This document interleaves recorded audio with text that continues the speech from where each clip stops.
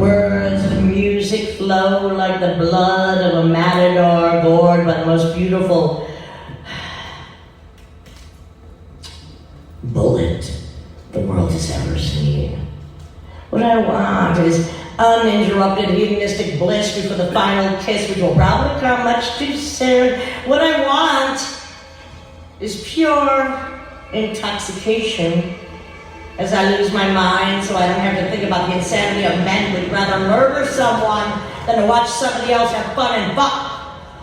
What I want is for you to be as free as I am, free of misery and bullshit, agony and self-doubt, to be laughing like a lunatic, both middle fingers lying in the face of fuckers who matter not. And if all this is too fucking much, I advise you to live right fucking now. But I think that's what you're here for, because you want more of everything too, don't you?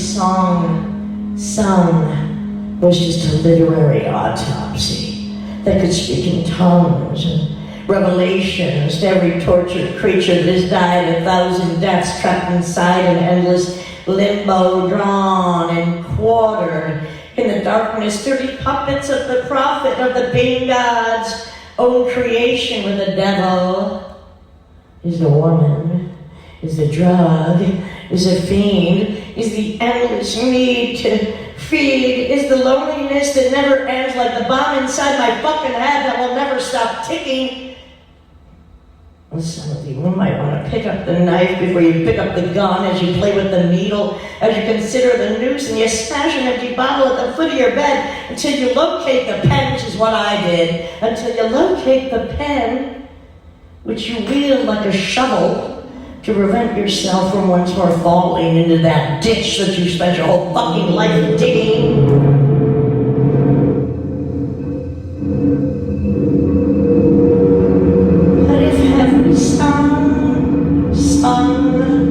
Every song I sing is a literary autopsy.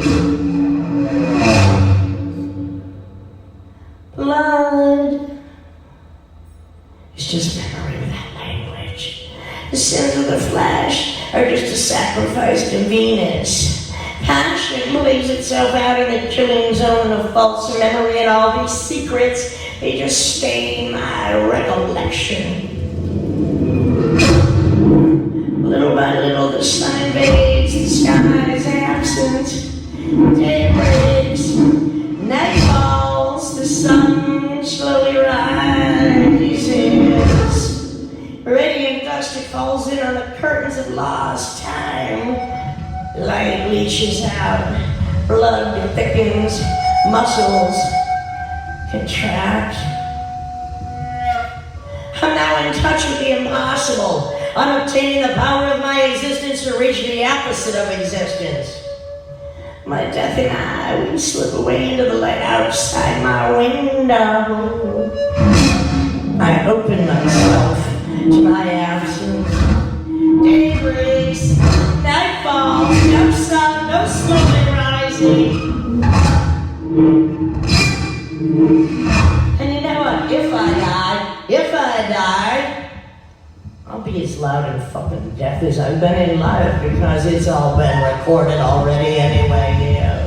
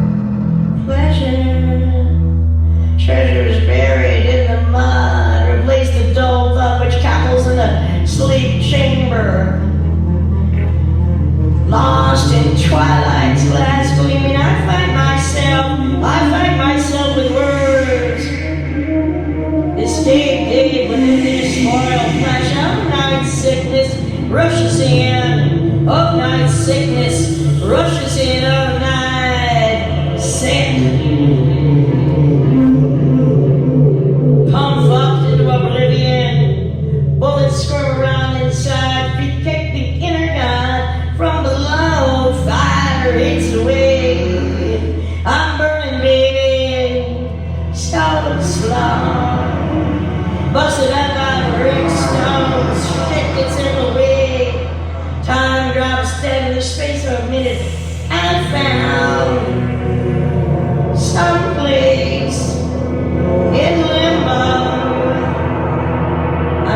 crawl out of.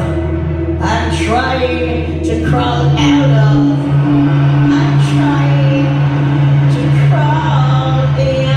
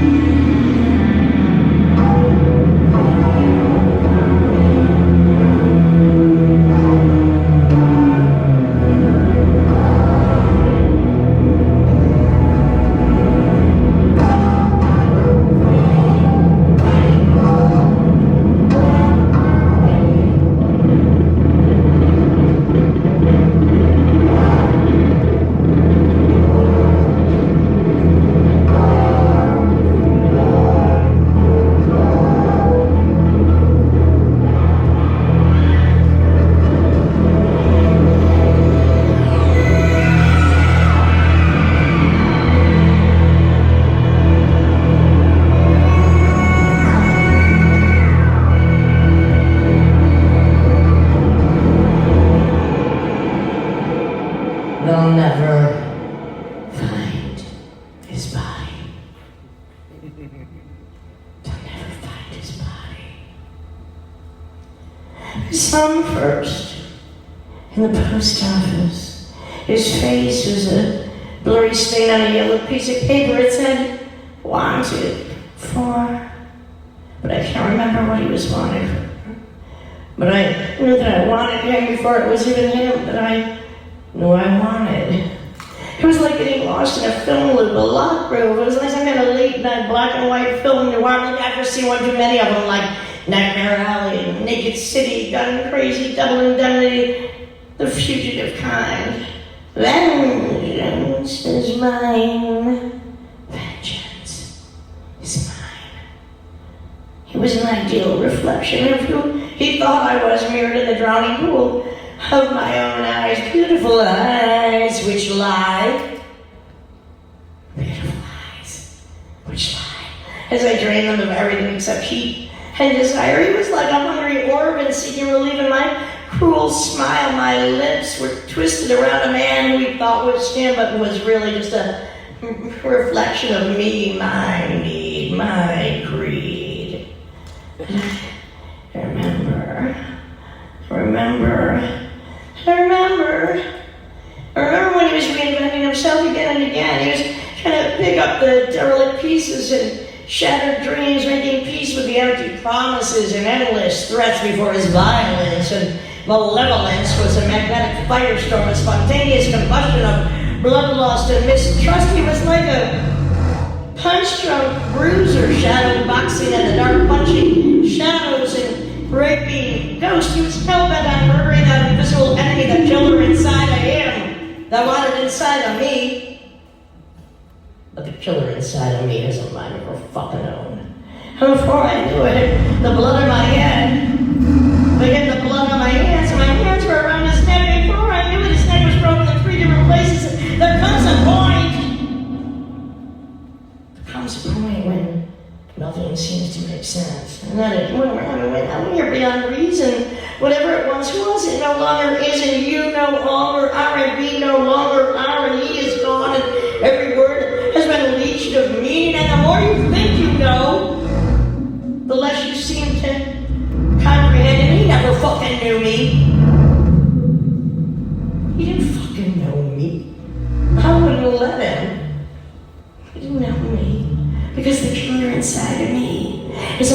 fucking own. And maybe I've just seen one too many late night black and white film noirs like Naked City, Nightmare Alley, Touch of Evil, Gone Crazy, The Fugitive Mind, wrote, Vengeance is mine. Vengeance is mine. They'll never find his fucking body.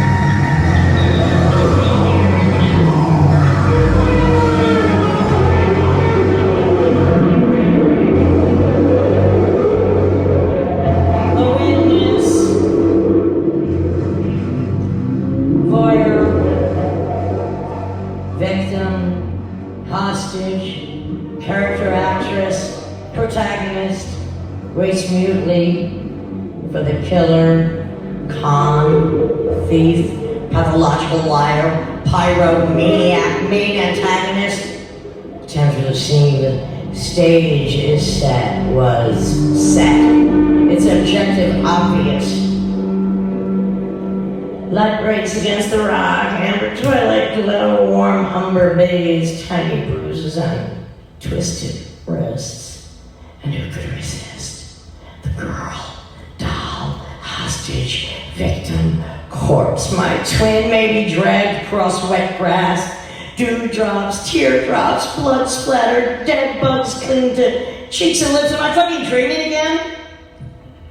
A single eruption of unbearable and unbelievable regret throttles the ribcage of the assailant, who realizes his life is no longer worth living until he has strangled the life out of the replicant supine before him, a distorted mirror image of his mother, girlfriend, lover, the cheerleader in high school, the traitor who has betrayed him.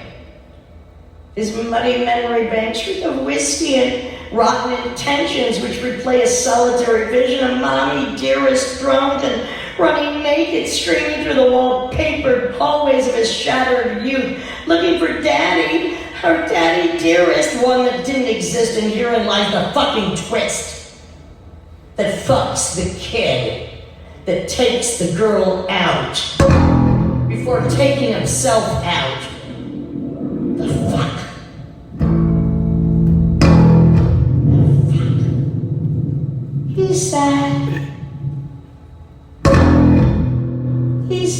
I'm the oxygen that he breathes in. He said, I'm the oxygen that he breathes, and I'm like a dirty white honeysuckle stained with night's runoff. I'm like the night running off. Dawn slowly blisters through the night sky, a slice of dirty brown shining a crack on the horizon. The sickly green-gray husk of another nuclear day transmits life-death rays to my brain, which accelerates my faded pulse and shoots through my bloodstream like a dirty bolt of static electricity, which bounces off the ceiling, making everything look hollow.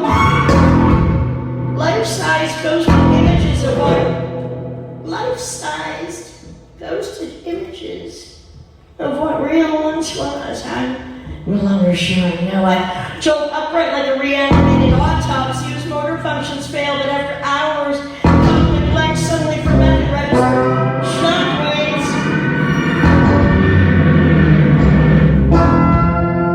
I'm sleeping with his memory. If I roll my eyes far enough into the back of my head, letting just a sliver of white like a cracked crescent moon kiss the morning somewhere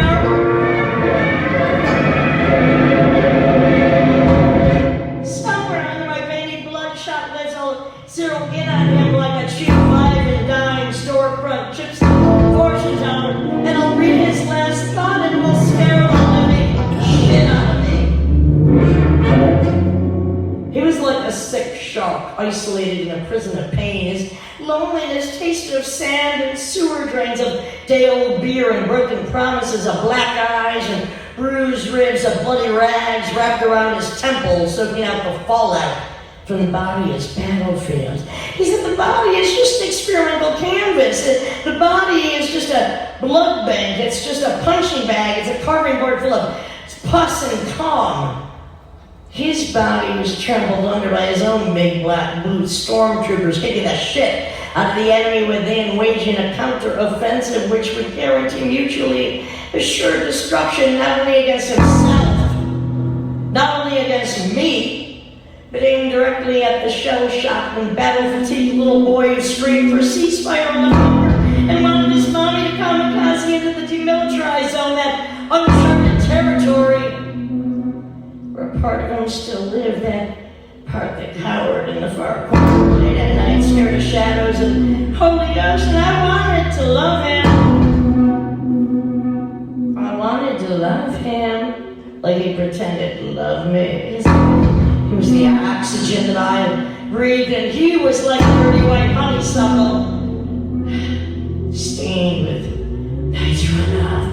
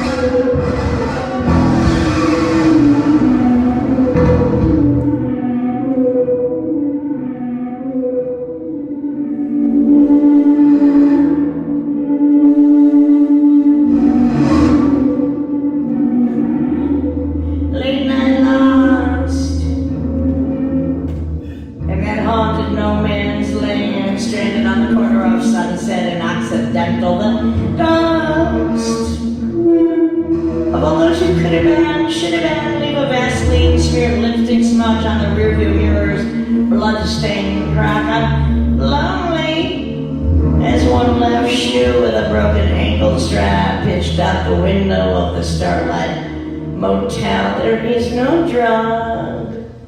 There is no drug potent enough to kill off that vision of him, that soured, honeyed tumbleweed of hair which smells of dirty sex and cigarettes. His kiss is burned into my lips like a faded hologram that's slightly out of focus. I keep reaching for his mouth, forgetting about how the night bled out, turning a beautiful angel into a beautiful corpse. He's just a mirage. He's just a mirage. He's crushing me. I'm lingering in and out of consciousness. The dream drugs must be working. He slowly rises like a desert rat, crawling on all fours, mustering the strength of dead men everywhere. I move my lips in protest, but my brothers turn to dust. My bones are hollow husks. I have a soft spot for him. I have a soft spot for him. Kiss on the razor's edge. Dry whispers, lips as thin as paper cuts, mouthing instructions. He's trying to, which I will fight with all my will. He's telling me to pick up the snub nose. Pick up the snub nose. Cool evening breeze kisses dirty feet. My tongue is swollen from any argument against his hypnotic pull. He pulls at me. This is his domain. This is his domain. Caretaker to the endless obsidian night, that grave digger of crushed dreams, that mortician's reanimator of broken hearts. He's just a mirage. He's just a mirage. He's crushing me.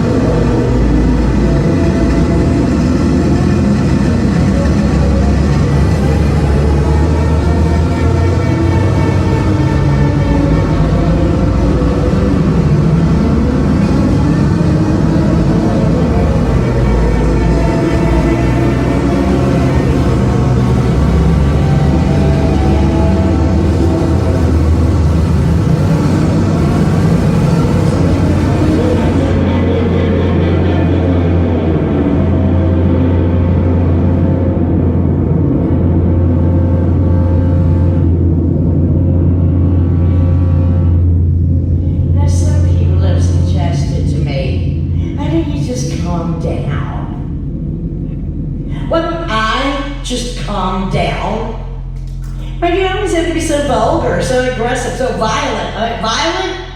Please. Now, I might slap a bitch boy occasionally, you know. Sometimes I'm just trying to erase their father's hands from their fucking face. Alright? What I have to ask is, when did everything become so fucking precious? So soft? I mean, okay, occasionally I do have violent tendencies. I'm Sicilian and German and American. Hang on. But I don't sweat the small shit. Cat calls, for instance, ladies. I'm a cat call. I mean, somebody grabs my ass, I'm like, excuse me. You know what it would feel like if I grabbed your fucking nuts and twist? It'd be pretty fucking uncomfortable, don't you think? By the way, do you know that I could fucking kill you with a throat punch? And why anybody that has a child, especially a female, doesn't teach her by the age of 6 that she does not have to be harassed, insulted, or assaulted. Because even a 6-year-old can headbutt a sack of fucking nuts, I'm just saying. And when I say I'm feeling thank you very much, yes, exactly, that's how I feel. When I say I'm feeling murderous again, it's not just a piece of fucking poetry. It's a admission of my own chronic condition. I mean, I am truly an American, and I do get pissed off about some fucking things. I do entertain violent intentions, but I'm a sin cell.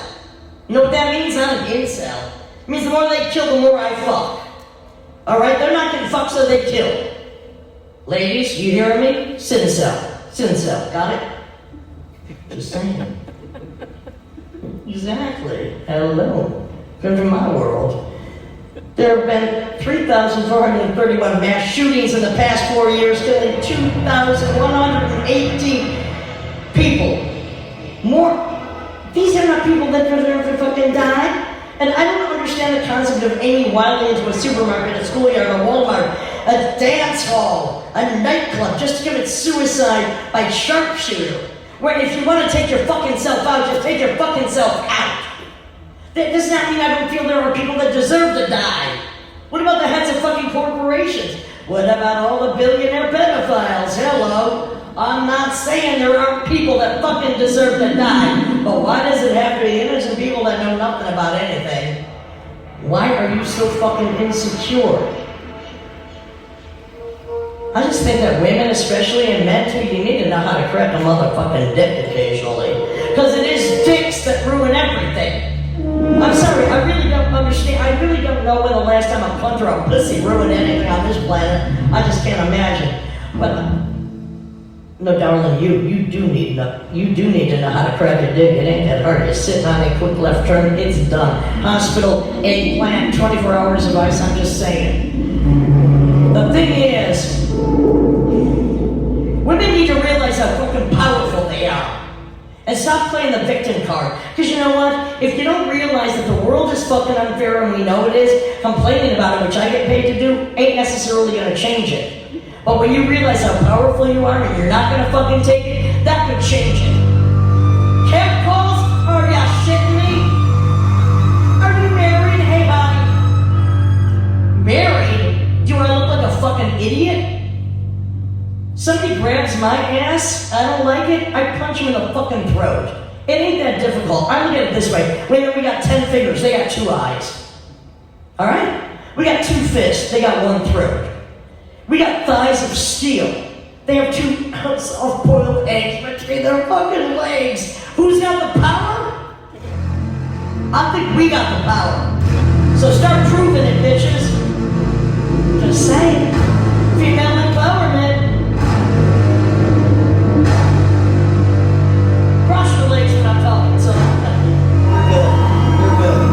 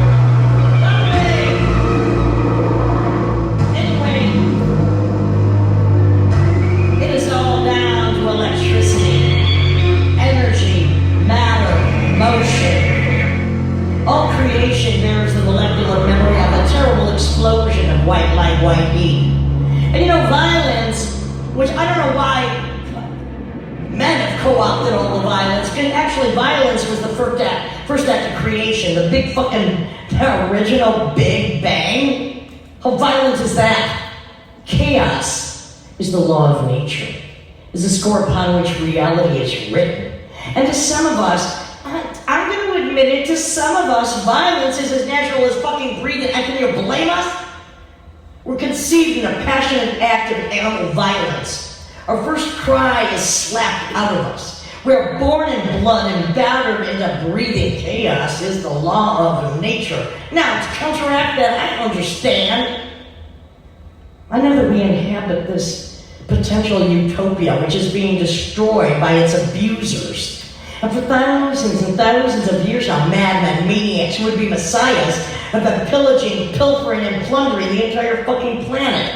And I don't view all men, I just view men in positions of power as pariahs, as piranhas, as parasites, all-consuming, ravenous fucking beasts who devour every other creature, wreaking havoc upon a female planet who bears the scars of this insatiable hunger, her body pitted by deep wounds gouged in her flesh, as corporate soldiers and killers leech from her natural elements which power these infernal machines. Machines which spew forth black bile, poisoning the atmosphere, and they have poisoned everything. They have poisoned you, they have poisoned the water, the food, the air, and obviously we're suffering from it now. And the way that I see it, thank the goddess. Mother Nature is getting pretty motherfucking pissed off. She's sick of being gangbanged by the cococracy, shat on by dictators, and torn to shreds by tyrants. Earthquakes, tornadoes, volcanoes, tsunamis, monsoons, floods, famine, drought, a plague of fucking locusts. Mother Nature is becoming very violent against the men who have been causing her violence, and you know what? You reap what you fucking sow. And it's not me too, it's your fucking next if you don't watch out. That's just me. That's just me. Let's see, you have to be like me. But you might benefit from being a little bit more like whatever you want to be like. Thank you. I'm just saying. Alright. I'm gonna close this out now. It's for the ghosts. Okay. It's for the ghosts. It's for the ghosts. It's for the dead and dying. It's for the war-torn, which I am, and battle-fatigued. It's for the widows and orphans and warriors. It's for the warriors. It's for the warriors who are willing to die for their beliefs, who are willing to die because they actually believed in something. Because they believed it is better to die fighting for freedom, which none of us will ever have to fucking do, as opposed to living a life enslaved by propaganda and lies. This is for those who believe, and you better believe in ghosts, because soon enough you too will become a ghost. It's for the ghosts of Fallujah and our province, Abu Ghraib, Bakuba, Guantanamo, Gaza, Beirut, Baghdad, Kabul, Kandahar, Jalalabad, Islamabad, Kathmandu, Mogadishu, Darfur, Sierra Leone, Rwanda, Yemen, Lebanon, every fucking elsewhere America has its fingers in the fucking pot. And this is for the freedom fighters, for the insurgents, for the rebels and rabble-rousers, and for every individual. I don't care how you do it, as long as you fight against tyranny and oppression. It's for the martyrs. This is for the martyrs. Mohammed Mossadegh, Salvador Allende, Oscar Romero, Teo Van Gogh, Federico Garcia Lorca, Pasolini, Bruno Schultz, and my favorite of all, Madeline Marie O'Hara. If you don't know who she is, go fucking look her up. She got rid of prayer in school. And what's happening now? Religious fanatics taking over every fucking thing. That has to be fought against. Just saying. It's for the wounded and traumatized. This is for the survivors. This is for those suffering like I am from post-traumatic stress syndrome, which I feel like I am suffering from every single goddamn day of my fucking life. This is for those who choose to survive and strive to overcome the roadblocks and landmines, the pitfalls, setbacks, the negativity of a world which forces you to fight tooth and nail, forces you into battle mode on a daily basis just so you can maintain a tenuous grip. And I am holding on by a thin thread of your insanity after a lifetime of the enemy's humiliation, brainwashing, and abuse. Through the coast of Brooklyn, the Bronx, Detroit, Watts, Inglewood, Oakland, St. Louis, New Orleans, Memphis, Trenton, Youngstown, Cleveland, Camden, Baltimore, Newark, Little Rock, Tulsa, Baton Rouge. This is for the ghosts who feel that they were born invisible in life, born into a war zone of poverty and desperation and neglect in a country which glamorizes violence, worships serial killers, threatens by massacre, and then arrogantly brags about gangbanging the entire fucking planet. It's for the lovers. It's for the lovers of forgetfulness who I'd like to fucking forget. We turn a blind eye to all those who have been murdered fighting for somebody else's battles. I'd like to forget. Why? It's not my fucking war. It's never been my war. It is not your fucking war, but the war is never fucking over. And this is a worldwide, non-stop, man-made catastrophe. A malignant madness that circles the globe like an incurable viral disease of stupidity, machismo, bloodlust, and greed. Most of all, this is for your ghost. It's for your ghost. It's for my ghost, right? But my ghost will be as loud in death as I have been in fucking life. Because you just heard it now. So take the words with you and understand you are not alone. Lydia launched that